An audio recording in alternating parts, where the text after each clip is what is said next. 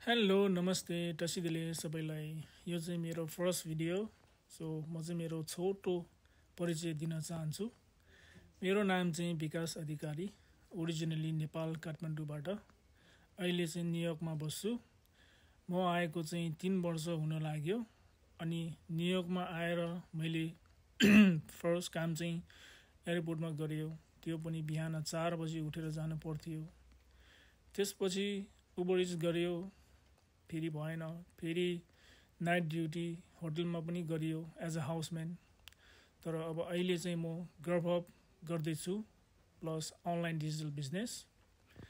अनि मैले चाहिँ यो बिजनेस मेरो नेपालबाटको छिमेकी प्लस साथीको वाइफको अनलाइनमा पोस्टहरू देखेर के होला भनेर बुझ्दाखेरि मलाई इन्ट्रेस्ट लाग्यो।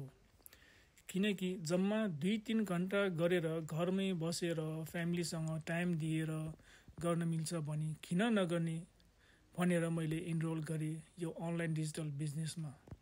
सो यदि तपाईहरू पनि जोइन गर्न चाहनुहुन्छ भने चाहिँ मलाई कन्ट्याक्ट गर्नुहोला है त। फेरि पनि अर्को भिडियो लिएर आउने नै छु। तबसम्मको लागि सबैको दिन राम्रो होस्।